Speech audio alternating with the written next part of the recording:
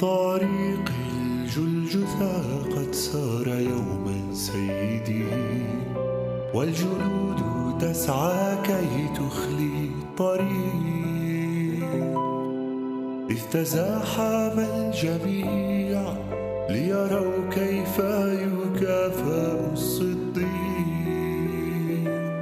كان ينزف حبيبي بسياط ضربوه، وبتاج الشوك ربي ملكوه، بصراخ الهازئين وبحكم موت العار كرموه. في طريق الجلجثا سار إلهنا الحبيب، سار طوعا واختيارا للصليب، قبل يسوع الموت من أجلك ومن أجلي. في طريق الجلجثا سار الحبيب إلى الصليب.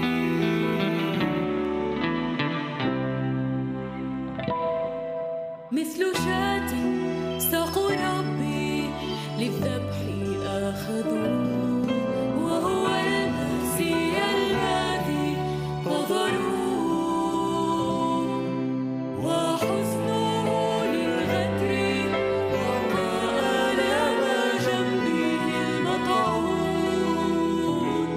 في طريق الجلجثا سار إلهنا الحبيب، سار طوعا واختيارا للصليب، قبل يسوع الموت من أجلك ومن أجلي. في طريق جلجثا سار الحبيب إلى الصليب، بدمه الكريم غفر للآثيم، بصلبه في أورشليم. في طريق الجلجثا سار إلهنا الحبيب، سار طوعا واختيارا للصليب، قبل يسوع الموت من أجلك ومن أجلي. في طريق الجلجثا سار الحبيب إلى الصليب.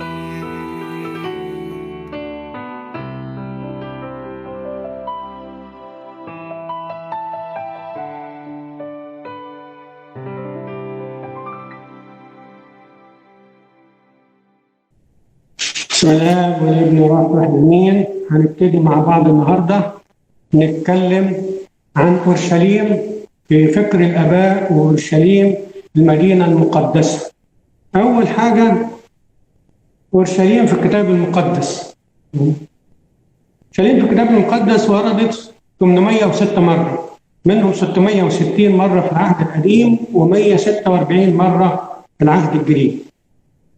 Donc aujourd'hui, on va parler tout d'abord de Jérusalem, dans l'idée des anciens pères et de l'importance de Jérusalem. Le nom de Jérusalem dans la Bible a été cité 806 fois, 606 fois dans l'Ancien Testament et 146 fois dans le Nouveau Testament. لكنها وردت ملايين المرات في أقوال الآباء المعروفين وغير المعروفين في الشرق والغرب، ابتداء من نشأة أورشليم إلى أبد الآبدين.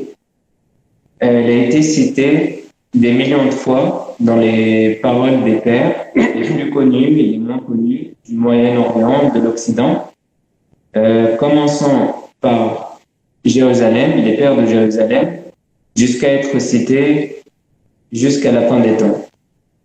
كانت دائما أورشليم في فكر الآباء لأنها هي موضع أحداث حياة المسيح، كرسته، صلبه، قبره، قيامته، صعوده إلى السماء، فكانت محور صلواتهم وتأملاتهم لأن حياتهم محور حياتهم اليومية من خلال الكتاب المقدس، كان دايما أورشليم موجودة وحياة الرب يسوع المسيح معهم. Jérusalem a toujours été dans les pensées des anciens pères et toujours dans le centre de leur vie journalière à travers la Sainte Bible. Parce que c'est la principale chose qui relie toute la vie du Christ, sa résurrection, sa crucifixion, et elle est à travers la Sainte Bible, à travers toute la vie du Christ. الآباء قسمونا أورشليم إلى 4 أشياء مهمة في حياة الإنسان عشان يقدر يتواصل معها. قسمونا قالوا لنا أورشليم الأرضية هي الموضع اللي سكن فيها المسيح الكلمة المتجسد، حيث هي مدينة الله المحبوبة، مدينة الملك العظيم. أورشليم هي موقع الأحداث، حياة وآلام وصلب وقبر وقيامة صعود ربنا يسوع المسيح. On a appris des pères que Jérusalem peut être différenciée en 4, en commençant tout d'abord par Jérusalem terrestre, qui est la demeure de Dieu le Fils, le Verbe incarné sur terre, la cité bien-aimée de Dieu, c'est la cité du grand roi. Jérusalem qui est le site des événements, des douleurs, de l'ascension de notre Seigneur Jésus-Christ. ورسول بولس الرسول قال قد أتيتم إلى جبل الله، إلى جبل صهيون، وإلى مدينة الله الحي أورشليم السماوية، وإلى ربوات هم محت الملائكة وكنيسة أفكار مكتوبين في السماويات. عبرانيين 12 عدد 22-23. Saint Paul a dit dans son épître aux Hébreux, mais vous, vous êtes approchés de la montagne de Sion, de la cité du Dieu vivant, la Jérusalem céleste, des myriades qui forment le cœur des anges, de l'assemblée des premiers-nés inscrits dans les cieux, du juge qui est le Dieu de tous, des esprits des justes parvenus à la perfection. Hébreux 12, 22-23. وأيضا داود النبي قال الله أذبح ذبيحة الحمد باسم الرب أدعو وأوفي نذور للرب في وسط شعبه وفي وسط بيت الرب في وسطك يا أورشليم. مزمور 116. De plus, David le prophète a dit, je vous le dis,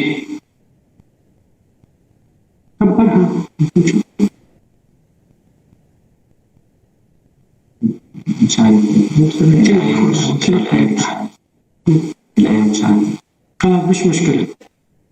معنى أورشليم تعني وقر السلام أو مدينة السلام أو رؤية السلام، وأساس السلام اللي هو إن المسيح اللي فيها فكان هو مصدرها، لأنه بدون المسيح ملك السلام تصير أورشليم قابلة الأنبياء ورافضة المسيح. Jérusalem signifie le repère de la paix, la ville de la paix, la vision de la paix ou les fondements de la paix, qui vient de notre Seigneur Jésus-Christ. Car sans le Christ, roi de la paix, Jérusalem devient la tueur des prophètes et rejette le Christ. Comme il est écrit, je vous le dis en vérité, tout cela retombera sur cette génération. Jérusalem, Jérusalem, qui tue les prophètes, qui lapide ceux qui te sont envoyés. Combien de fois j'ai voulu rassembler tes enfants comme une poule rassemble ses poussins sous ses ailes, et vous ne l'avez pas voulu. Voici, votre maison sera lapidée, sera laissée déserte, car je vous le dis, vous ne verrez plus désormais jusqu'à ce que vous disiez, béni soit celui qui vient au nom du Seigneur. ثاني حاجة لما كلمونا عن أورشليم النفسية. أورشليم النفسية بيقول عنها كده مركز الله الحي أورشليم الداخلية. بما أنه كان يتطلع إلى أورشليم والهيكل والكهنة، كان ينظر إلى أورشليم الداخلية الهيكل الخفي، صرخات القلب. لما يقول ها ملكوت الله بداخلكم. الطقس في عينه ليس فريدة محددة التزم بها الجماعة، وإنما جزء لا يتجزأ من حياة الجماعة الروحية. عايزين نقول إن أورشليم هي مسكن الله ملك السلام في النفس. الله لما بيجي يسكن فينا فيتحول لأورشليم التي تحيا مع الله. La deuxième chose, c'est Jérusalem intérieure. mot qui parle de l'humanité. La demeure de Dieu est vivant et dans la Jérusalem intérieure. Comme si lorsqu'il regardait Jérusalem, le temple et les prêtres, il regardait la Jérusalem intérieure, le temple caché et les cris déchirants.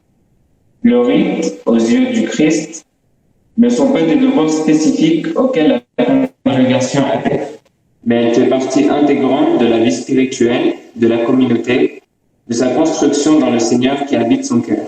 C'est la Jérusalem intérieure, faisant ainsi la paix pour l'âme et le corps avec toute leur énergie pour le Père. نمرة 3 أورشليم الروحية. أورشليم الروحية هي الكنيسة مسكن الله الروح القدس، الكنيسة التي يجتمع فيها الناس مع الله.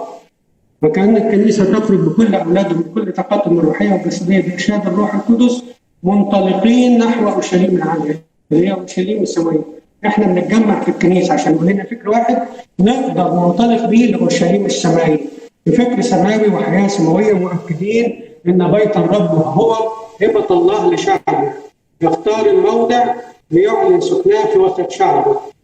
وأنا قد أدعوكم بالنصر وكل طرق مسهلها، هو يبني منيتي ويطلق سبلي لا بلا ثمن ولا بهدية، قال رب الجنود.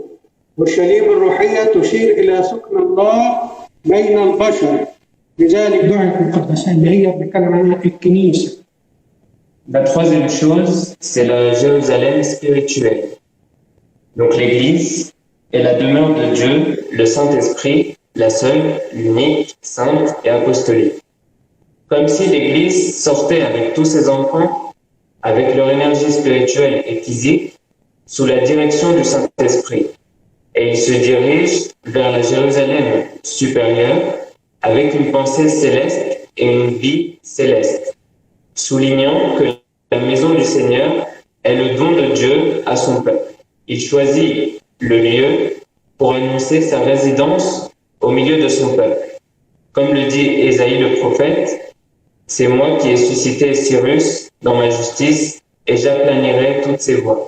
Il rebâtira ma ville et libérera mes captifs, sans rançon ni présent, dit le Seigneur l'Éternel des armées. » Ainsi, la Jérusalem céleste se réfère à la demeure de Dieu parmi l'humanité. Elle est donc appelée sainte. Et nous pouvons dire que chaque âme est aussi la Sainte Jérusalem parce que Dieu y habite. رقم 4 أورشليم السمائية هي مسكن الله الآب في الأعالي، هذه التي قال عنها بولس الرسول إنها أورشليم العالية أمنا الأبدية في السماوات. غلاطية 4:26. La quatrième chose, c'est la Jérusalem céleste. Donc le ciel est la demeure de Dieu, le Père, dont l'apôtre a dit que c'est notre mère. La plus haute Jérusalem, notre mère éternelle dans les cieux, Galates 4:26. هي أورشليم رمز التدبير الإلهي، هي أورشليم السماوية التي بولس الرسول وتحققت في الجماعة المؤسسة في المسيح إذ حكم الله على أورشليم الأرضية بالزوال، صارت أورشليم السماوية حاملة الموعد ومسكن الأنوار الأبدي. Saint Paul nous rappelle à Jérusalem que Jérusalem est un symbole d'un plan passé. Donc il rappelle l'idée d'une Jérusalem céleste dans la congrégation fondatrice du Christ. Et comme la Jérusalem céleste a été condamnée à disparaître, la Jérusalem céleste est devenue le porteur de la promesse et la demeure éternelle des justes. بعد كده نخش على الجزء الأثري في المكان. احنا عندنا مقدمة روحية عشان نعرف احنا بنتكلم عن أورشليم هي بتمثل إيه في الكتاب المقدس وفي فكر الآباء. La quatrième chose, on va parler de l'emplacement et la division de Jérusalem pour comprendre quelle était dans la pensée des pères et comment ils ont pu acquérir une profonde inspiration à travers Jérusalem. أول حاجة أورشليم الأولى، عندنا أورشليم القديمة دي بنيت في الأول على جبل الزيتون، وكان يعرف باسم جبل الزهور. هو جبل مطل على المدينة المقدسة من الشرق. كويس؟ بعد كده انتقل للمنطقة الغربية اللي هو جبل صهيون والحتة دي، بداية من بركة سلوان جنوب المدينة الحالية إلى بركة سلوان. كويس؟ Donc Jérusalem a été construite, donc la première ville de Jérusalem, elle a été construite sur le mont des Oliviers, qui était connu pour son apparence. Et c'est une montagne qui surplombe l'ancienne ville de l'Est. Cependant, le site il a été abandonné plus tard, et le centre-ville s'est déplacé vers l'ouest en commençant à Siloé. وأخيرا هي ما يعرف الآن بمدينة القدس القديمة، ومعظم الكتاب الذي كتبوا عن المدينة القدس وصفوها إنها قلعة حصينة ذات موقع استراتيجي غير عادي. هم دايما بيوصفوها عشان إنها موقع استراتيجي غير عادي، عشان هي مبنية على جبل ارتفاعه 825 متر. Et enfin, à ce qu'on appelle aujourd'hui la vieille ville de Jérusalem, et la plupart des écrivains qui ont écrit sur Jérusalem l'ont décrite comme une forteresse et une ville à un emplacement stratégique inhabituel, car elle est située à environ 800 mètres de hauteur. كما عرفت بعدة أسماء، أولها يبوس نسبة لليبوسيين، وسليم نسبة لسليم إله السلام عند الكنعانيين، وأورشليم والمدينة الذهبية ومدينة الزهرة ومدينة داوود ومدينة بطولينا ومدينة السلام والقدس الشريف وبيت المقدس. كل دي أسماء أورشليم. Jérusalem était connue dans le passé sous plusieurs noms. Le premier était Jébus selon les Jébusiens, puis Ursalem d'après Salem, la déesse qui était une déesse cananéenne de la paix. Et plus tard, elle a été connue sous d'autres noms tels que Jérusalem, la ville d'or, la ville florissante, la ville de David, etc. بعد كده هنتكلم عن طبيعة المدينة. مدينة القدس ذات أهمية بالغة انطلاقا من الشهادات الأثرية الكثيرة التي تتقدمها إن المدينة دي بيحطها يعني بيحاصرها واديين أساسيين، وادي هنون إلى الجنوب الغربي ووادي كدرون إلى الشرق. Donc la ville, maintenant on va parler sur la nature de la ville. Donc la ville de Jérusalem est d'une grande importance et elle est basée sur de nombreux témoignages archéologiques qu'elle peut offrir. Donc la ville elle est bordée par deux vallées principales, la vallée de Génon au sud-ouest et la vallée de Kidron à l'est. بعد كده عندنا ان هي بتقع على جبلين هم جبل غارب الى الغرب وجبل صهيون الى الشرق، وايضا تتالف من ثلاث مرتفعات بيزيتا وموريا واوفيل. Elle est aussi située sur deux collines, Garib à l'ouest et Sion à l'est, et se compose de trois collines, Pizeta, Moria et Ori. وادي هنون زي ما قلنا ان في واديين بيوصلوا المدينه عن جبل الزيتون.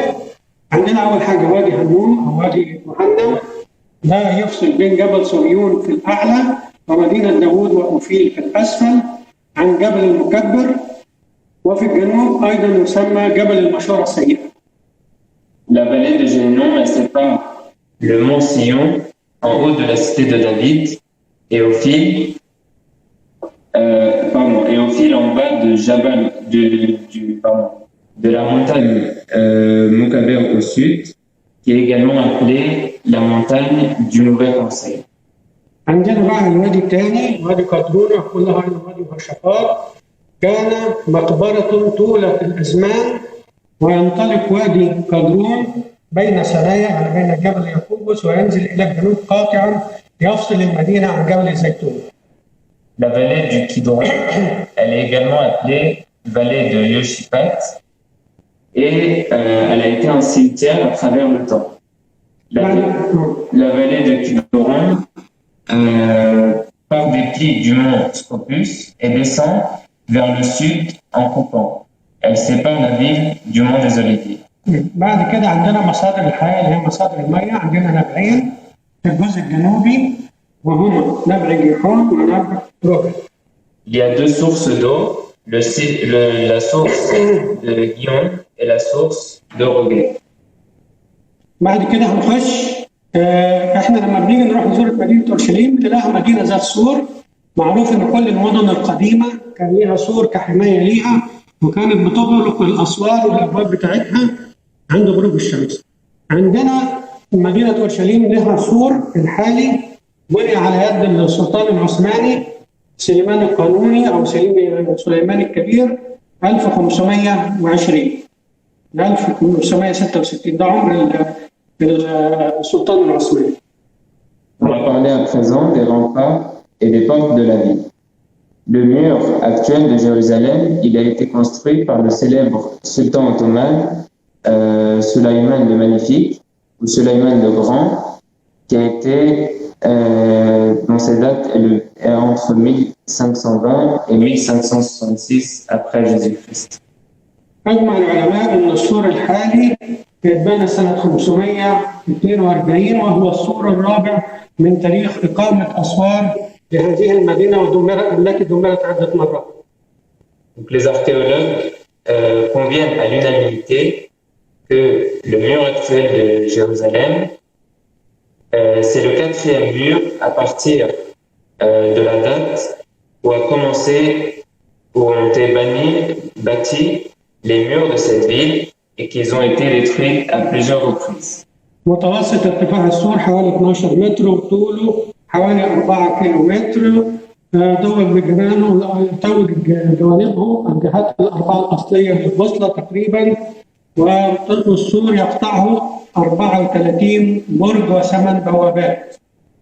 Donc sa hauteur moyenne est d'environ 12 mètres et sa longueur du mur est d'environ 4 km. Ces quatre côtés font approximativement face au côté d'origine de la boussole. La monotonie du mur est traversée par 34 tours et 8 portes. وهناك عدة أسماء لهذه البوابات هناخدها بالترتيب دلوقتي. أول حاجة باب الجديد، سمي باب الجديد أو باب عبد الحميد، وهو يقع في شمال السور ويؤدي هذا الباب إلى الحي المسيح. Chaque porte a un nom spécifique.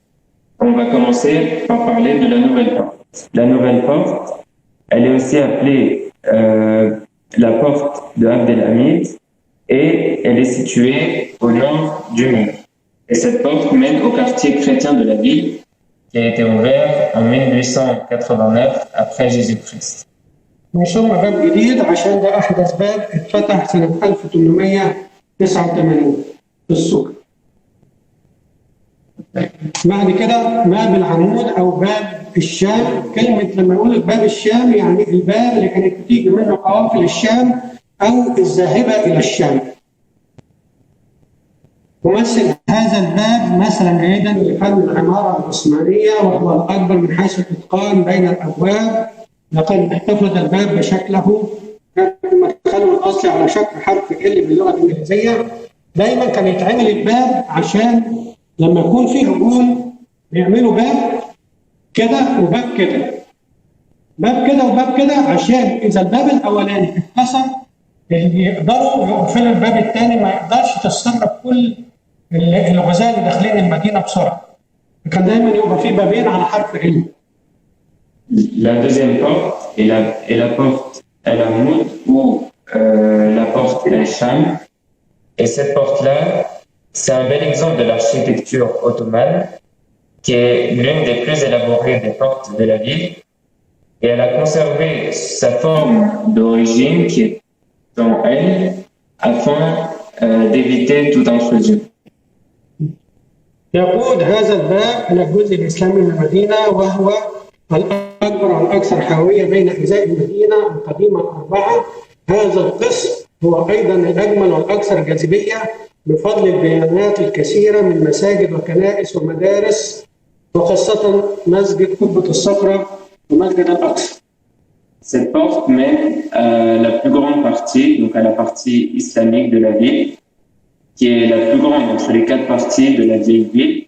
Et cette section est aussi la plus belle, la plus attractive, grâce à ses nombreux monuments églises, écoles et des mosquées. Il y a aussi beaucoup de merveilleux marchés, notamment le marché d'Atan.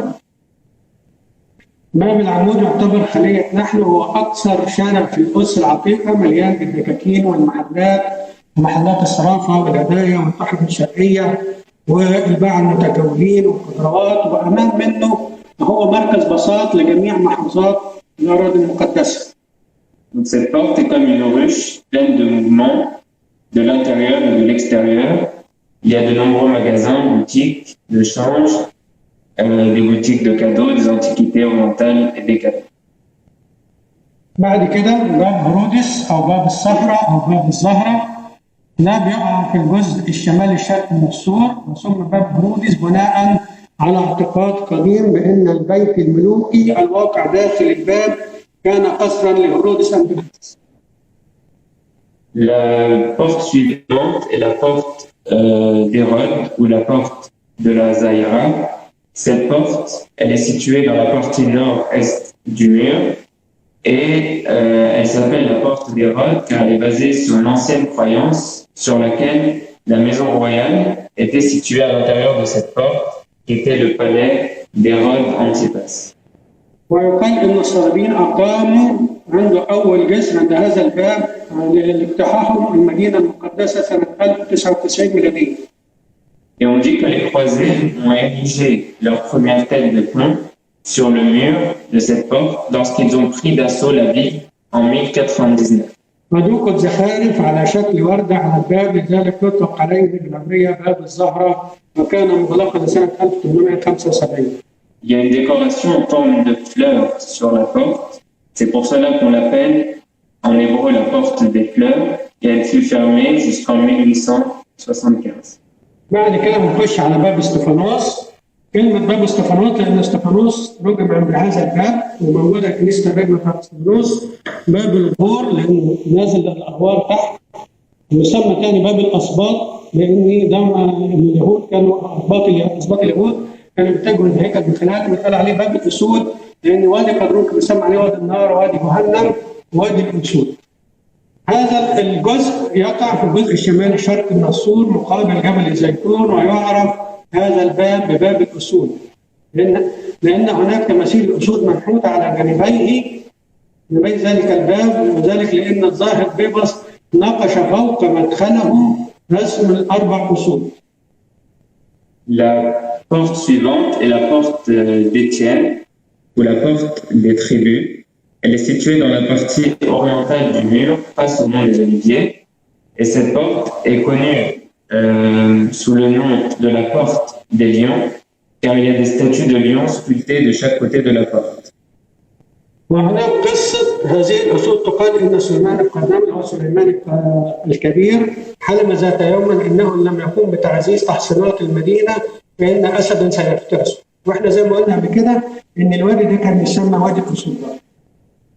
Et la présence de ces lions sur ces portes, elle provient d'une histoire que Sulayman le Magnifique a rêvé une nuit que s'il ne renforçait pas les fortifications de la ville, un lion les dévorerait. وكان يسمى سابقا باب الغور لأنه بيحتاج لمنطقة الأغوار وكان الباب في الأول شكل حرف ال ثم فتحوها الإنجليزية للوصول للتكية النمساوية. كان النمساوية دي كانت بتقدم الأكل والشراب وحاجات زي كده دلوقتي اتحولت لمستشفى لمساعدة سكان مدينة القدس. La porte s'appelait auparavant aussi la porte du corps, car la porte orientale était aussi en forme de L, et elle a été modifiée par les autorités britanniques pour permettre aux véhicules d'atteindre l'hospice autrichien. وحسبما يرفض التقليد يقول ان استفانوس اخرجوه من هذا الباب ليرجموه وايضا يطلق عليه باب ستنا مريم لانه ده الطريق للوصول لكنيسه الجسمانيه اللي بيسموها قبر ستنا مريم. كويس وهي الكنيسه المشار لها وكنيسه القديسه حنا ولها الاسم اليوناني باب الخراف لذلك دعت البركه بركه باب الخراف. Selon la tradition, Saint Étienne est sorti de cette porte pour être lapidé. Et cette porte est aussi appelée la porte de notre mère Marie, car elle est située en face de Gethsémani où se trouve le tombeau de la Vierge Marie. بعد كده الباب الذهبي يقع في الجزء الشرقي للسور، وهو في الحقيقة بابان، باب الرحمة وباب التوبة، وهما بابان متلاصقان صد أيام الأتراك وعيدة بعد أن عاد سليمان العظيم بناء السور سنة 1542 أو 39. La porte suivante est la porte dorée et qui comporte en fait deux portes, donc la porte de la miséricorde et la porte du repentir, qui étaient des portes fermées à l'époque des Turcs. Mais après que Sulayman le Magnifique ait construit ces murs en 1539, elles ont été réouvertes. ويقول البعض أن سبب قد يكون دينيا بحثيا مؤسسا على الكتاب المقدس أن يسود الاعتقاد بأن الدينونة الأخيرة ستتم عند هذا الباب بالذات. وكان اليهود الأتقياء في القرون الوسطى يشهدون عند هذا الباب لا عند حائط المكة. Certains disent que cette porte-là, c'est à travers cette porte-là que aura lieu le jugement dernier. وقد ربط المسيحيون منذ القرن السابع هذا الباب بدورة الشعانين الأحد السابق للفصح، وبالتالي مجيء يسوع المسيح الثاني للدينونة العالم. عشان كده هنلقى معظم من الطوائف اللي موجودة والأديان اللي موجودة مقابرهم في هذا المكان، يا إما من ناحية جبل صهيون يا إما من ناحية جبل الزيتون، ويوصلهم وادي مغشفات في النص، لأن الاعتقاد عندهم إن الدينونة هتتم في هذا المكان. Les chrétiens, depuis le 7e siècle, ont lié cette section au cycle du dimanche des Rameaux, avant la Pâque, et par conséquent à la seconde venue du Christ pour condamner le monde. وبعدين الشكل بتاع هذا البابين دول وسط البابين عمود ضخم يرتكز عليه قوسين من الفن البيزنطي، ويسمى أيضا الأبواب الدهرية، حيث أن التقليد المحفوظ يقول أن السيد المسيح دخل من هذا الباب لما جه في أورشليم. Donc au milieu de ces deux portes se trouve une colonne qui est soutenue par deux arcs byzantins, qu'on appelle aussi les portes éternelles, comme la tradition le dit que le Christ est entré par cette porte lors du dimanche des Rameaux. ويخبرنا التاريخ أيضا أن هرقل دخل من المدينة من هذا الباب عندما استرد خشبة الصليب من الفرس وعاد بها من مدينة أورشليم بعد كسره بعد انتصاره سنة 614.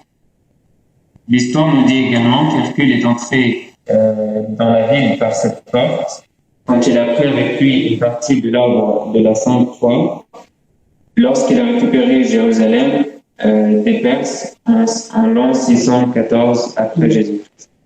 وقد ربط البيزنطيين هذا الباب بمعجزة القديس بطرس الذي جعل الكسيح يمشي صحيحا قرب باب الهيكل الذي يقال له الجميل في أعمال الرسل إصحاح 3 من عدد 1 من عدد 8. Les Byzantins ont aussi lié cette porte au miracle de Saint-Pierre qui a fait marcher un boiteux juste à côté de la porte du temple, qui est aussi appelé le Go dans Actes des Apôtres 3, 1-8.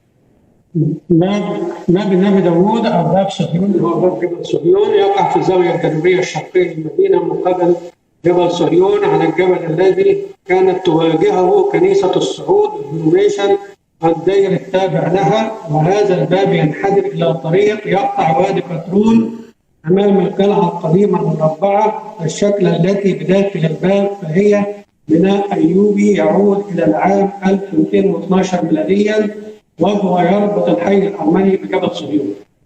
La porte suivante est la porte de Sion, qui est située dans le sud-est de la ville, en face du mont Sion, et qui est la montagne vers laquelle se dirige l'église de la Dormétion et son monastère.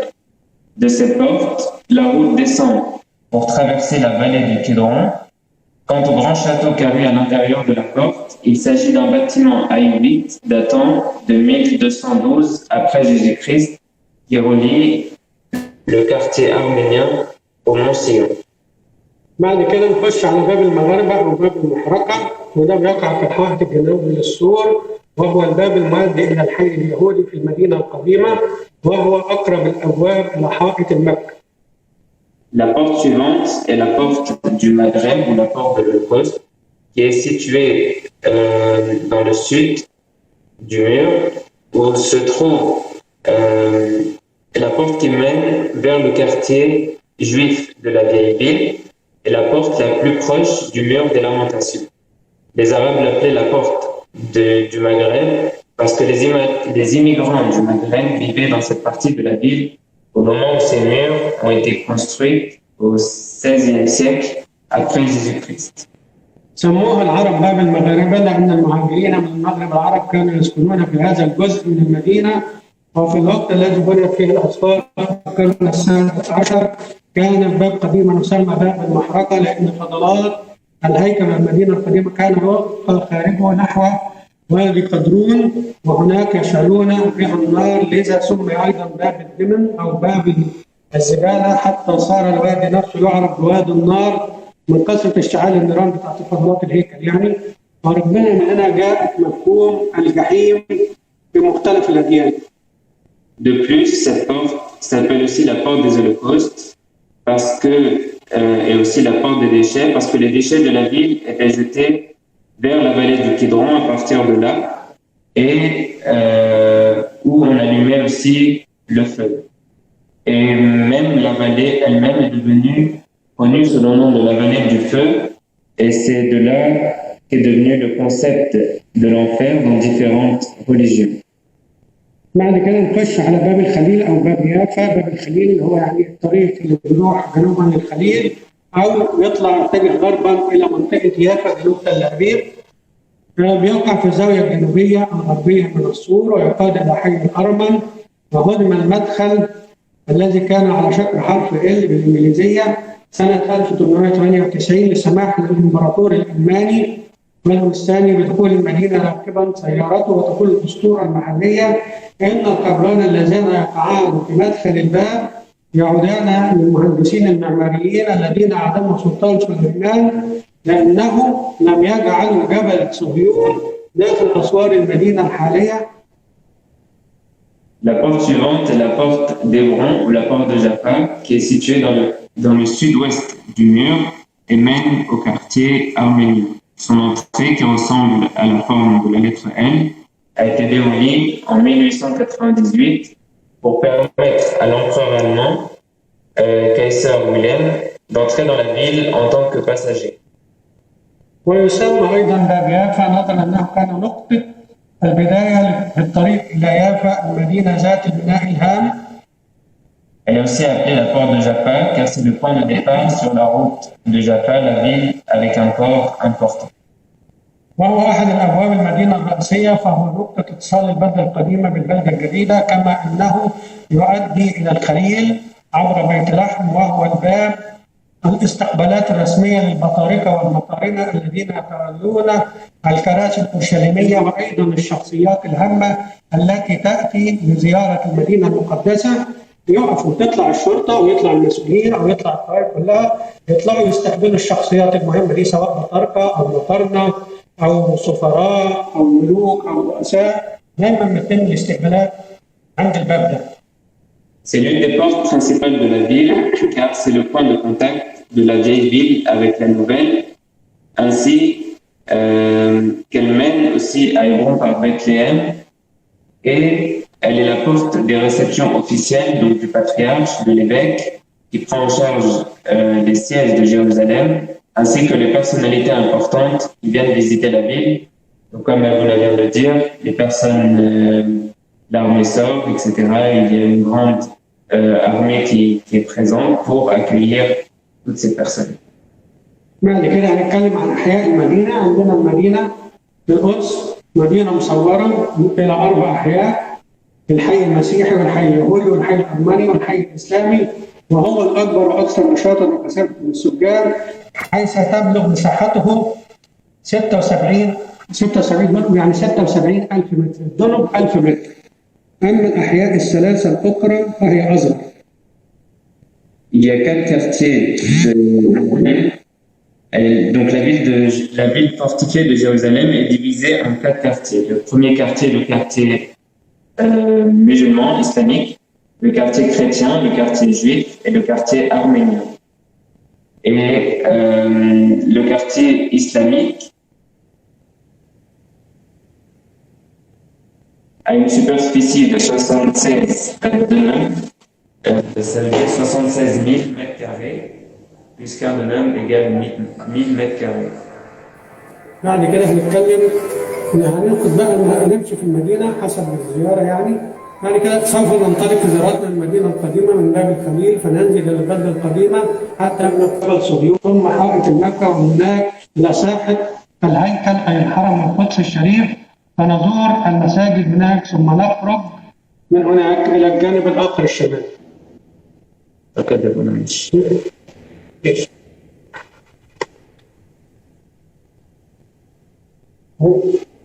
تمام كده؟ ماشي.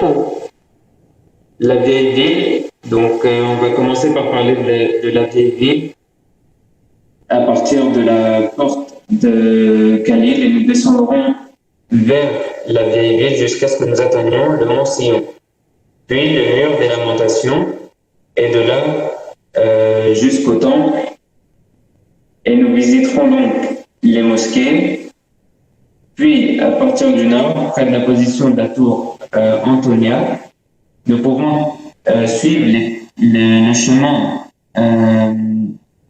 que le Christ a eu et le chemin de la croix qui nous mène après vers l'église du Saint-Sépulcre pour descendre vers la vallée de Kidron jusqu'au mont des Oliviers. ومن هناك هنتبع آثار طريق الآلام التي ساد بنا إلى كنيسة القيامة ثم ننزل إلى وادي قدرون ثم جبل الزيتون ثم ننطلق في المدينة الجديدة القدس الشرقية والغربية. De là, à partir du mont des Oliviers, nous pouvons entrer dans la nouvelle ville et à l'est, au mont des Oliviers, se trouve toute la partie de l'ouest. Pardon. À partir, quand on descend, à partir du Saint-Sépulcre, nous descendons dans la vallée de Kidron jusqu'au mont des Oliviers pour enfin arriver à Jérusalem-Ouest. بعد كده هنتكلم عن القلعة. دي أول حاجة بنشوفها في باب الخليل هي القلعة الحالية هي من أعمال سليمان الثاني سنة 532 وكان في الموقع أيام المسيح 3 أبراج من صنع هرودس الملك وقد نجت هذه الأبراج من الدمار الذي عندما احتل أتيدوس المدينة بعد ثورة اليهود الأولى ولكنها لم تنجو من الخراب الذي حمله إدريانوس في الثورة اليهود الثانية 135 ولبقى منها غير أساسات. Ensuite, on va parler du château, donc un bâtiment qui est situé en hauteur. Ce bâtiment est l'œuvre de Salomon II, le Magnifique, qui a été fait en 1532. Il y avait 3 tours sur le site à l'époque du Christ qui ont été faites par Hérode. Et ces tours ont échappé à la destruction lorsque Titus a occupé la ville après la première révolte juive, mais n'ont pas survécu à la dévastation qu'Adrianus portait après la deuxième révolution juive en 135. يعتقد الحجاج في القرون الأولى أنه برج داوود الذي وضع فيه سفر المزامير وقد بنى الصليبيين فيه قلعة دمرها المسلمين عندما عادوا احتلال المدينة ولما جاء سليمان الثاني بنى فوق تلال القلعة القديمة القلعة القائمة اليوم وهي توفر لنا منظر رائع للقدس حتى يمكن الانطلاق من هناك للسير على الأسوار المدينة حتى باب صهيون أو باب المغاربة. في القلعة أيضا يوجد متحف لتاريخ القدس وتحتل القلعة اليوم متحفا للمدينة الذي يحاكي تاريخ مدينة القدس وتقدم فيه عروض مصورة على شاشات متعددة بالإضافة إلى برامج صوتية ضوئية كما يمكن رؤيته طوال سواعي النهار ويمكن الوصول إلى المتحف من باب الخليل. Les pèlerins ont cru que c'était au départ que cette tour était la tour de la ville dans laquelle le psalmiste était placé. et les croisés y construirent un château qui fut détruit par les musulmans à leur retour à Médine. Et quand Salomon II est venu, la forteresse qui se dresse aujourd'hui a été construite sur les ruines.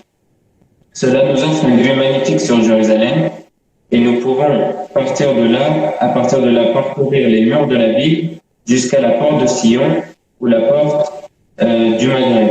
Le château abrite également un musée de l'histoire de Jérusalem. Aujourd'hui, la citadelle abrite le musée de la ville qui régit l'histoire de toute la ville, dans laquelle des spectacles vidéo sont présentés sur plusieurs écrans et en plus des programmes audio et visuels qui peuvent être vus tout au long de la journée. Le musée est accessible depuis la porte d'Hébron à l'entrée, et l'entrée du musée est payante. بعد كده نخش على حي الأرمن اللي هو أصغر الأحياء يحتل المنطقة الجنوبية الغربية من المدينة. نسير مع القلعة، نوصل للقلعة من جانب مركز الشرطة حتى نصل حارة الأرمن بعد القوس الذي نجده لليمين، حديقة البطريرك الأرمن، وإلى اليسار دير الأرمن، الحارة شبه قلعة حصينة، مدينة داخل المدينة، وهناك يعيش البطريرك ومع حوالي 200 راهب. كرست كنيسة البطريركية للقدس للقديس يعقوب الكبير وهي تحيي ذكرى استشهاده. Le quartier suivant est le quartier arménien, qui est le plus petit quartier de la ville, de la Sainte Ville, et il occupe le sud-ouest de la ville. Et à côté du château, il y a là où se trouvent des jardins où le patriarche arménien y vit à côté du monastère. Et ce monastère contient 200 moines. L'église patriarcale est dédiée à Saint Jacob le Grand et la commémore de son martyre y demeure à cet endroit. من أهم ممالك الولاية الأرمن ما يعرف بالقلعة أو برج الملك داوود ومخزناتها وأبراجها الجميلة، وهي تحتوي على مدرسة ومكتبات ومعاهد تعليمية وكنائس وأيضا حي سكني خاص بالطائفة وكلها منتظمة حول كاتدرائية القديس يعقوب. ومن القرن الثاني عشر يعتقد أن الجزء الأكبر من الحي خصوصا الجزء الواقع الجنوبي من القلعة كان منطقة القلعة نفسها التي كانت في يوم من الأيام قصر الملك هرودس. الحجارة الضخمة في أسفل البرج هي أقدم جزء فيه ويقال إنها جزء من جدران القصر. Donc le plus important de ces bâtiments est la cathédrale arménienne et ce qu'on appelle le château ou la tour du roi David, avec ses minarets, ses belles tours. Il contient des écoles, des bibliothèques, des instituts d'enseignement et des églises, ainsi que des quartiers résidentiels pour la communauté arménienne, tous organisés autour de la cathédrale de Saint-Jacob pour les orthodoxes du XIIe siècle après Jésus-Christ. On pense que la plus grande partie de ce quartier, en particulier la partie située au sud du château, elle-même était autrefois le palais du roi d'Hérode.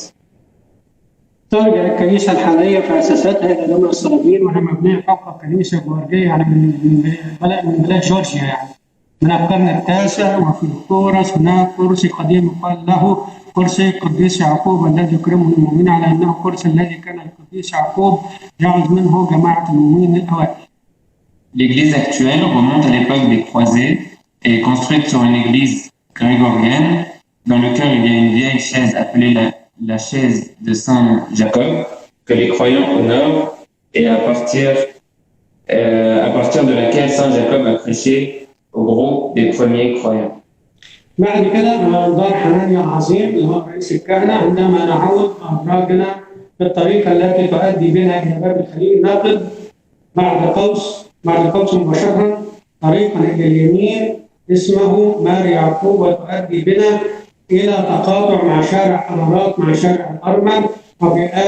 وفي داخل أحد البيوت نجد شجرة زيتون قديمة يعتقد الأهليون أن يسوع قبل عليها خلال محكمته عند حنانيا، وقد اعتبر الكنيسة الملاصقة لها منذ القرن الرابع عشر موقع دار حنانيا العظيم في الأخبار الذي يذكره إنجيل يوحنا إصحاح 18 عدد 12 24. وكان حنانيا هذا مسؤول عن إدانة يسوع وهو وحماه قيافة عظيم الكهنة. La maison de Hanan, qui était le grand prêtre. Donc, lorsque nous retournons sur la route qui mène à la porte de l'Hébreu, nous trouvons une route directement à droite, appelée la route Mariavou, qui nous mène à l'intersection de la rue Ararat avec la rue arménienne. À l'intérieur d'une des maisons, nous trouvons un vieil olivier dont la famille pense que Jésus a été enchaîné lors de son procès devant le grand prêtre. L'église adjacente est considérée depuis le XIVe siècle comme l'emplacement de la maison du grand pontife mentionné dans l'évangile selon Saint Jean, chapitre 18. بعد كده هنخش على كنيسة ماري مرقس. نقول بعد لما نرجع في تقاطع الطريق بين طريق أرارات وعلى بعد بقرابة 200 متر نبلغ كنيسة القديس ماري مرقس، وهي مكرسة لماري مرقس الإنجيلي، وهي كانت من أقباط حتى سنة 1236. عشان في الفترة دي احنا رشمنا أول أسقف لأورشليم. الأول كانت الكنيسة القبطية أو الشعب القبطي كان تحت رعاية مطران السوريان أو بطرك السوريان في دمشق. فلما رشمنا أسقف هو كان المطران بتاع السوريان بيقعد في المكان ده، فما تنزلش عنه الأقباط برغم أن ده كان ملك الأقباط على مدى الزمان، حيث يعتقد إن البيت كان هناك، والآن هي كنيسة تابعة للسوريان ولها مكتبة تزخر بالمخطوطات السوريانية. La prochaine église est l'église de Saint-Marc. Donc si nous retournons un petit peu en arrière à l'intersection des routes d'Ararat et après environ 200 mètres, nous atteignons l'église Saint-Marc qui est dédiée au servant de l'évangéliste, qui était l'évêque des Coptes jusqu'en 1236, où était la maison de Saint-Marc. C'est maintenant une église syriaque et il y a une bibliothèque pleine de manuscrits syriaques. En 1236 a été ordonné le premier évêque et métropolite copte à Jérusalem. بعد كده هنخش على جبل صهيون، يعرف الجبل المطل على مدينة القدس من الجنوب باسم جبل المكفر أو جبل صهيون. جبل صهيون أحد الجبال المقدسة سليم، وكان اسم صهيون في الأصل يطلق على قدوس يبوس الذين احتلها داوود وجعلها مدينة مملكته، فأصبحت مدينة داوود، وإليها أتى بتابوت المقدس، وصار هذا الوقت جبل المقدسة. صموئيل 2 إصحاح 6 عدد 10 12. La prochaine étape est le mont Sion, la montagne surplombant la ville de Jérusalem. Depuis le sud est connue sous le nom de la montagne Moukaber ou Sion, et c'est l'une des montagnes qui compose la chaîne de montagnes de Jérusalem. Le nom de Sion a été à l'origine donné à Jérusalem jérusienne que David occupa, et c'est la capitale de son royaume. Ainsi, son nom est devenu la cité de David. Il y apporta l'arche sacrée, le tabernacle, et à partir de ce moment-là, la montagne devint toute sainte. بدأت المسيحية تنتشر في أورشليم القدس، وكان مركزها الأول عضلية صهيون، وكان لديهم قناعة بأن شعب الله الجديد فسمى أولا كنيسة باسم صهيون المقدسة، وهكذا تحول الاسم صهيون من مدينة داوود في سلوان إلى المنطقة التي تقوم عليها العلية. Le christianisme a commencé à se répandre à Jérusalem et son premier centre était dans le grenier de Sion. Il était convaincu qu'il était maintenant le nouveau peuple de Dieu. Alors ils ont nommé la première église au nom de la Sainte Sion. Ainsi, le nom de Sion est passé de la cité à David à Siloé, à la région sur laquelle le grenier était basé. في جبل صهيون أيضا نجد أكثر من مكان، بيت قيافة، كنيسة سياح الديك، كنيسة سياح العذراء، وفيها قبر داوود النبي، وهذا القبر مقدس لدى المسلمين اليهود والمسيحيين. والمكان الذي توفر فيه العذراء بحسب التقليد المسيحية. قام فرنجة الكنيسة على قمة الجبل سنة 1100 ميلاديا وسموها كنيسة القديسة مريم. نمرت الكنيسة 1219. Également sur le mont Sion, nous trouvons la maison de Caïphe, l'église du Cri du Coq et l'église du départ de la Vierge. Et dans ce tombeau se trouve le tombeau du roi David, qui est sacré pour les chrétiens, les juifs et les musulmans, et le lieu où la Vierge est morte. Selon les traditions chrétiennes, les Francs ont établi une église au sommet de la montagne en l'an 800 et l'ont appelée l'église Sainte-Marie. L'église a été détruite en 1219. ندخل على السؤال بعد كده هنشوف كنيسة نياحة العذراء.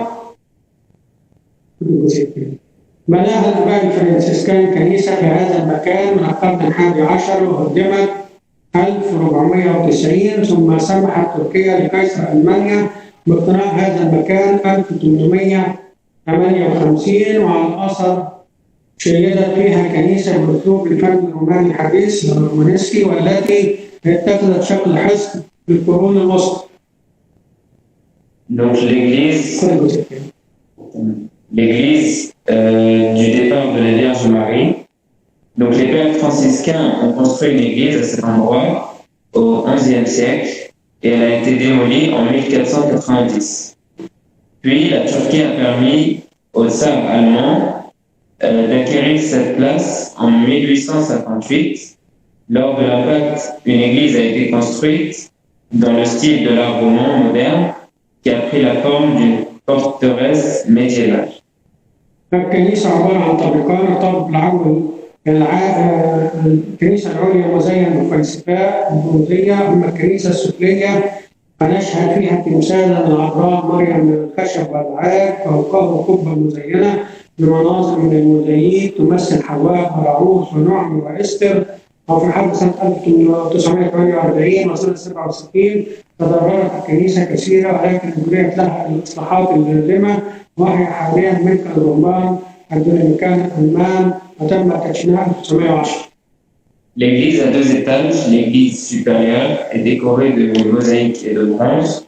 Quant à l'église inférieure, on voit une statue de la Vierge Marie en bois et en ivoire. Au-dessus se trouve une coupole ornée de scènes de la mosaïque représentant Ève, Ruth, Naomi et Esther. Pendant la guerre de 1948 et 1967, l'église fut gravement endommagée, mais les réformes nécessaires y furent apportées. Elle est actuellement la propriété des moines allemands et elle a été inaugurée en 1910 de notre ère. بعد كده خش على الكنيسة السياحة دي بقيادة رئيس الكهنة اللي هو حمد حنانيا. أطلق عليه اسم إشارة إلى حادثة مكر بطرس للسيد المسيح حسب مرقس إصحاح 14. فصاحب دي عندئذ مرة ثانية فتذكر بطرس الكلمة التي قالها له يسوع قبل أن يصيح الديك مرتين بكل 3 مرات فخرج على العجلة وأخذ يبكي. موجود أيضا في مرقس 14. L'église suivante est l'église du Cri du Coq. Le nom lui a été donné en référence à l'incident de Pierre avec le Christ lorsqu'il a nié le connaître. Puis le coq a chanté une seconde fois et Pierre s'est souvenu de la parole que le Christ lui avait dite avant que le coq chante 2 fois, tu me renieras 3 fois. Il est sorti précipitamment et s'est mis à pleurer. C'est ici que est l'église du Cri du Coq. يفترض أن الكنيسة مبنية بقرب من موقع بيت قيافة حينئذ ابتدى يسوع ليلة القبض عليه وقد قام الآباء المسلمون الذين يملكون المكان بالكشف عن أجزاء من الأحياء اليهودية الرومانية الواقعة في ممتلكاتهم. وفي أسفل الكنيسة يمكن زيارة مجموعة مغاور كانت جزء من الأحياء السكنية أمام السيد المسيح. ولأحد هذه المغاور صفات السجن واعتقد البعض أن يسوع قد وضع فيها بعد أن حكم عليه حنانيا وقيافة بانتظار بزوغ أجل اليوم التالي. Vraisemblablement, l'église a été construite près du site de la maison de Caïphe, où Jésus a été emmené la nuit de son arrestation. Les pères qui possédaient le lieu ont découvert des parties des quartiers de juifs et romains sur leur propriété. Au bas de l'église, vous pouvez visiter un groupe de grottes qui faisait partie des quartiers résidentiels à l'époque du Christ. L'une de ces grottes a les caractéristiques d'une prison, et certains pensent que Jésus y était placé après qu'il a été condamné par un âne en attendant l'aube du lendemain. الكنيسة الحالية بنيت سنة 1931 فوق أطلال كنيسة بوذنطية شيدت في القرن الخامس الميلادي، ويمكن حتى الآن مشاهدة بقايا قصر قيافة أسفل الكنيسة وحواليها. L'église actuelle a été construite en 1931 après Jésus-Christ au-dessus des ruines d'une église byzantine qui est construite au 5e siècle. Même maintenant, les restes du palais de Caïphe peuvent être vus au bas et autour de l'église. كنيسة بيت حزة، وكلمة حزة معناها بيت الرحمة، يقول الكتاب المقدس إنها بنيت بركة مياه لتجميع مياه الأمطار، وترتبط هذه البركة بقناة تصل المياه إلى الهيكل. كويس. وبعد كده في سفر يشوع بن صلاح نجد سمعان بن أمية الثاني وهو عظيم الكهنة وقد بنى بركة عظيمة كخزان مياه لخدمة الهيكل. يعني احنا بنتكلم ان البركة دي اتعملت فعلا انها خزان مية للهيكل. L'église suivante est l'église de Bethsaïda. Donc Bethsaïda est un mot hébreu qui signifie maison de miséricorde. La Bible nous dit qu'à l'époque d'Achaz, le roi, une piscine d'eau a été construite pour recueillir l'eau de pluie autour. Cette piscine est reliée à un canal pour fournir de l'eau au temple. Dans le livre de Josué, fils de Sirach, nous trouvons que Simon, fils d'Onias, qui était le grand prêtre, a construit une grande piscine comme réservoir d'eau pour servir le temple. والكنيسة بركة بيت حزة تتألف من حوضين جنوبين شمالا وجنوبا يتوسطهم سد طوله 45 متر وسمكه 6 أمتار، وتبلغ مساحة الحوض الشمالي 40 في 40 والحوض الجنوبي تبلغ 56 في 50 وعمق 13 متر، ويقع شرقي البركة مجموعة من المغاور محفورة في الأرض. تتراوح مساحة كل منهما من 1 إلى 6 أمتار، وكل مغارة مجموعة من الدرجات المحفورة في الصخر تؤدي إلى حمام صغير بمساحة 1 متر بعمق 250 سم. La piscine de Bethsaïda se compose de 2 bassins, le nord et le sud, et au milieu d'eux se trouve un barrage de 47,5 mètres de long et 6 mètres d'épaisseur. La zone du bassin nord est de 40 x 40 mètres, tandis que le sud a une superficie de 65 x 50 mètres et une profondeur de 13 mètres. À l'est de la piscine se trouve un groupe de grottes creusées dans le sol, chacune variant de 1 à 6 mètres carrés, et chaque grotte a un ensemble de marchés creusés dans la roche menant à une petite salle de bain d'une superficie d'1 mètre sur 1 mètre de profondeur. شهد المسيحيون من ما بين عام 400 و 427 الكنيسة فوق البركة والمعبد البصري تذكار لمعجزة شفاء المقعد، وضربت مساحة الكنيسة 45 في 18 متر، ولها صنع أقواس ضخمة لدعامات الكنيسة. والكنيسة على بقايا معبد قديم، أما القسم الخلفي منها بيرتكز على سد البركة المركزي.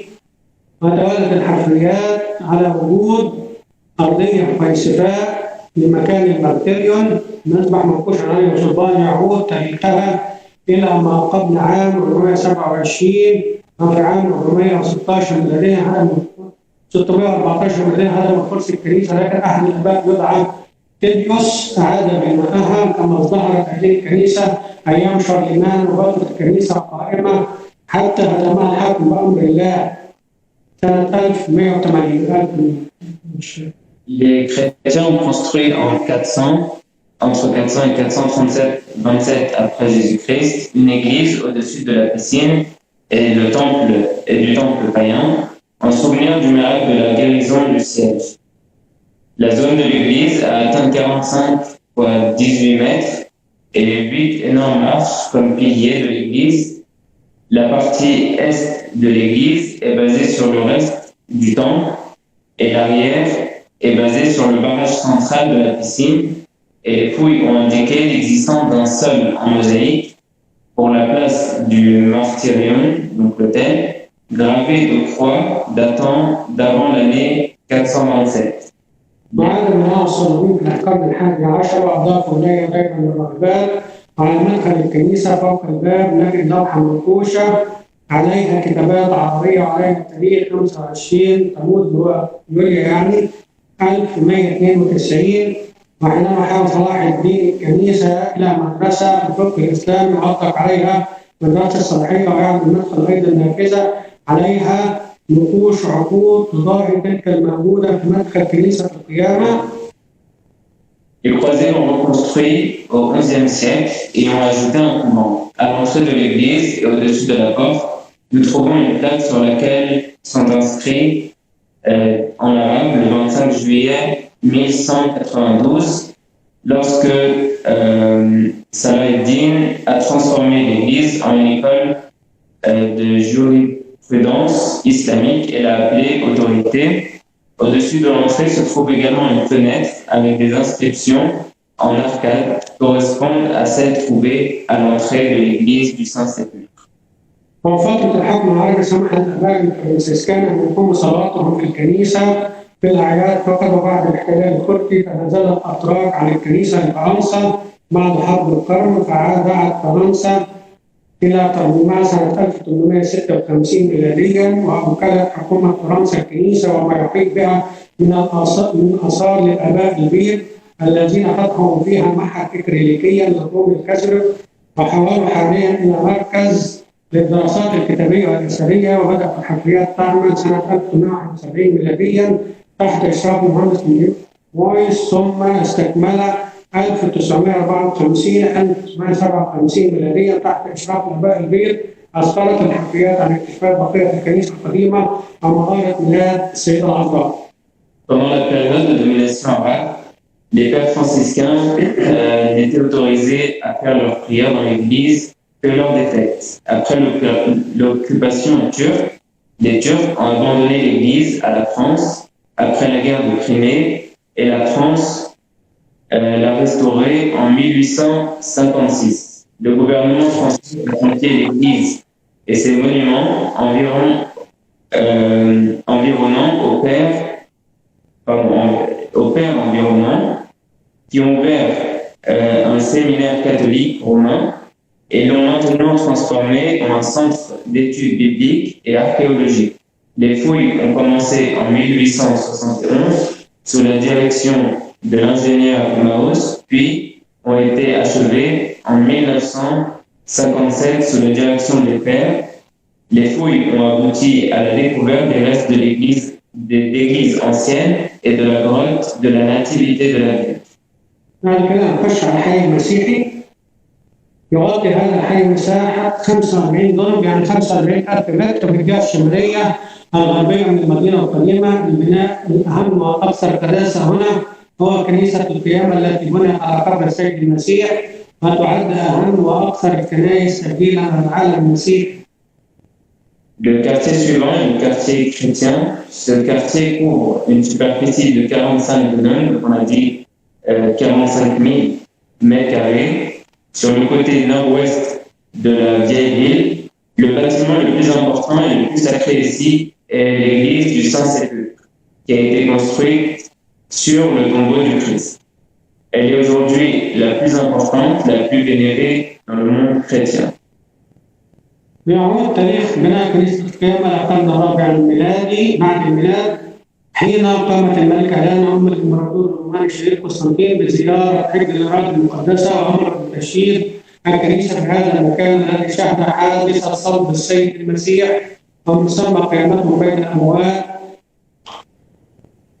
Donc la construction de l'église du Saint-Sépulcre remonte au IVe siècle après Jésus-Christ, lorsque la reine Hélène, la mère du célèbre empereur Constantin fit un pèlerinage en Terre Sainte et ordonna la construction d'une église à cet endroit, qui fut témoin de la crucifixion du Christ et ensuite de sa résurrection d'entre les morts. L'église d'origine a été détruite plus d'une fois et elle était à l'origine plus grande que l'église existante aujourd'hui, qui n'a pas pris sa forme actuelle. La salle de marbre qui abrite le tombeau de Jésus-Christ est très petite et ne peut pas accueillir plus de 4 personnes. ذكرت رابط الكنيسة الثانية كما أكثر من مرة، وكانت في الأصل أكبر من الكنيسة القائمة اليوم التي لم تأخذ شكلها الحالي. الغرفة الرخامية التي تضم بها غرفتان، الغرفة الأمامية تضم قبر المسيح صغيرة جدا ولا تسع أكثر من 4 أشخاص في كل مرة. أما ساعات الزيارة فهي من الساعة 8:30 صباحا إلى 7 مساء. بعد كده هناك عشرات الكنائس داخل أسوار مدينة القدس وخارجها، وبعضها من الفترة البيزنطية لكن معظمها من الفترة الصليبية من 1199 ل 1187. وهذه الأبنية من أفضل الآثار فيها الحقبتان في فلسطين والكنائس المهمة في المدينة كنيسة سانتا كنيسة القديسة حنا في القسم الإسلامي من المدينة داخل باب الأسود. Il y a des dizaines d'églises à l'intérieur et à l'extérieur des murs de la ville de Jérusalem, certaines d'entre elles de la partie byzantine, mais la plupart d'entre elles datent de la période des croisés. Et ces bâtiments sont parmi les meilleurs monuments de ces 2 périodes en Palestine. Parmi les églises importantes de la ville, l'église Sainte-Anne, dans la partie islamique de la ville, de la porte des Lions, qui a un caractère romain construit sur une voûte que l'on croit être le lieu de naissance de la Vierge Marie. بعد كده هنخش على طريق الإعلام. في كل يوم الجمعة الساعة 3 بعد الظهر يقوم الكاثوليك بالقدس صلوات تسمى بضرب الإعلام هو فيا دي لاروزا، كويس، سائرين بروح التوبة على الطريق الذي صار مخلصنا الصالح تحت وضعه الصليب، تنتهي بكنيسة القيامة ويرجع ترتيب هذه الصلاة إلى القرن الثاني عشر، وتوجد إشارات إلى الأماكن التي صار فيها رب المجد حاملا صليبه وتسمى مراحل، وانتشرت هذه الصلاة أيضا في أوروبا بين القرن الخامس عشر والثامن عشر. أما مراحل الصليب فهي 14 مرحلة، 9 هذه المراحل على امتداد طريق الإعلام والخمسة الباقيين داخل كنيسة القيامة. On va parler par la suite le chemin de la crucifixion, les étapes de la croix. Donc tous les vendredis, à 3h de l'après-midi, les catholiques de Jérusalem organisent une prière appelée le chemin de la croix, ou Via Dolorosa. Marchant dans un esprit de repentance sur le même chemin que le Sauveur, qui a marché sous le poids de la croix depuis la maison du jugement de Pilate, devant la cour des écoles, et jusqu'à le lieu de la crucifixion. Cette partie, cette marche est en 14 étapes, dont 9 de ces étapes sont sur le chemin de la repentance, de la souffrance, et 5 autres étapes à l'intérieur de l'église de la résurrection. المرحلة الأولى الحكم بالموت على الرب وجده، وموجود الآية هنا اللي في يوحنا 19 من 1 عدد 3. وهذه المنطقة الشمالية الغربية لباحة الهيكل كانت توجد قلعة تدعى هنائيل في القرن الثاني عشر، عاد بناءها المقدونيون وسماها لوريوس القلعة، وفي سنة 35 قبل الميلاد وسعه الأولانية الحكم بالموت على الرب وجلده. المرحلة الثانية الرب يسوع يخرج حامل الصليب. المرحلة الثالثة يسوع يقع تحت الصليب للمرة الأولى. La première étape, le jugement de mort sur le Seigneur et sa flagellation dans le palais de Pilate. La deuxième étape, le Seigneur Jésus sort en portant la croix. La troisième, le Seigneur Jésus tombe sous la croix pour la première fois. رقم 4 لقاء يسوع من أمه العذراء. La quatrième étape, la rencontre du Seigneur avec sa mère la Vierge. المرحلة الخامسة سمعان القيرواني يسخر لحمل الصليب. La cinquième étape, Simon de Cyrène se charge de porter la croix du Christ. 6 فونيكا تمسح وجه المخلص بالمنديل. La sixième, Véronica essuie le visage du Sauveur avec un mouchoir. 7 الرب يسوع يقع تحت الصليب للمرة الثانية. La septième étape, le Christ tombe sous la croix pour la deuxième fois. 8 حديث الرب لبنات أورشليم. La huitième, la conversation du Seigneur avec les filles de Jérusalem. المرحلة 9 الرب يسوع يقع تحت خشبة الصليب للمرة الثالثة. La neuvième étape, le Seigneur tombe sous la croix pour la troisième fois. يقول 9 اللي خارج كنيسة الأيام ال4 التانيين نزع الثياب على المخلص. Donc là, ce sont les 9 premières étapes qui sont en dehors de l'église de la résurrection. رقم 11 المخلص يصلى على الصليب. Les autres étapes, la 11e étape, c'est lorsque le Christ est cloué sur la croix. بعد كده المسيح المخلص يسلم الروح. Ensuite, le Christ rend l'âme. رقم 13 انزال جسد الرب من على الصليب. Le 13e, lorsque le Christ, on a pris le corps du Christ de sur la croix. رقم 14 الجسد الطاهر يوضع في القبر. La 14e étape, lorsqu'il a pris le corps du Christ pour la mettre dans le Saint-Sépulcre. هم موجودين حسب الترتيب في المرحلة الأولى في كنيسة الحكم لما اتنطط عليهم الحكم. بعد كده عندنا كنيسة الجلد. أول حاجة مكان الحكم كنيسة الحكم في كنيسة موجودة في قلعة أنطونية نفسها. كلها مش موجودة عندك موجودة عندنا. كنيسة الحكم. Il y a l'église du jugement. بعد كده كنيسة الجلد. Ensuite l'église de la flagellation. بعد كده الصليب لما وقع الصليب المرة الأولى. Ensuite, lorsqu'il est tombé la première fois sous la croix. بعد كده هنكتفي بكده دلوقتي النهارده عشان بكره نبتدي نتكلم عن كنيسة القيامة والمراحل داخل كنيسة القيامة ومذابح الطوائف والحاجات. On va terminer aujourd'hui sur cela pour que demain nous puissions parler sur la résurrection et l'église de la résurrection. دلوقتي عندنا نص ساعة ممكن ناخد فيها أسئلة. On a 30 minutes pour ceux qui souhaitent poser des questions. Vous pouvez écrire vos questions en français ou en arabe et on traduit. On pose la question à vous.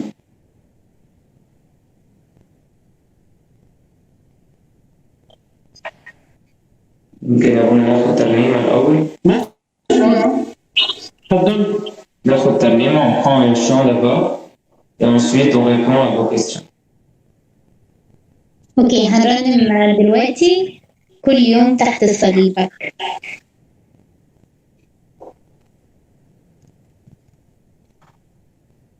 كل يوم تحت صليبك كنت بفكر دايما فيك ربي وجيلك من غير خوف زي أبويا عن أسراري وعن حكاياتي هناك بحكيلك. كنت كتير يا رب بفكر من دلوقتي وحتى لما أكبر إني لا يمكن يوم هتغير وانسى صليبك. كنت في قلبي دايما أصلي يفضل حبك فيا تملي وما فيش حاجة في يوم تمنعني إني أجيلك وأفضل أحكيلك. Tous les jours, sans peur, sans crainte, sous ta croix, Jésus, j'offrais mes joies, mes plaintes. Oui, j'ouvrais mon cœur, mon âme.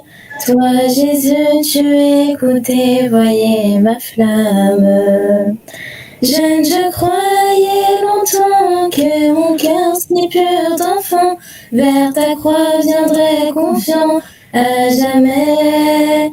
Et mon âme promettait que mon cœur vers toi viendrait et à toi il s'ouvrirait pour parler et me confier. وما قدرت ناديتك تاني بس لقيت في ايديا رب ايود منعاني حزن وخوف مالي كياني سجن خطية وحب وشهوة على ثاني وبقيت تاني يا رب بفكر امتى ارجع لك وازاي هقدر اقعد زي ما كنت صغير تحت صليبك وبقيت تاني في قلبي بصلي انك تغفر لي وتخلي شهوة قلبي وروحي تملي اني اجيلك وافضل احكيلك. J'ai grandi et je t'appelle, mais de tristes liens m'ont entravé, m'enchaînent. Mes péchés, prison cruelle, me liaient dans notre monde de joie si vaine. À présent je voudrais tant retrouver mon cœur d'enfant sous ta croix pure et confiant, revenir, te rejoindre et t'implorer, ô Jésus, de m'écouter, car je veux te retrouver pour parler et me confier. et me confier.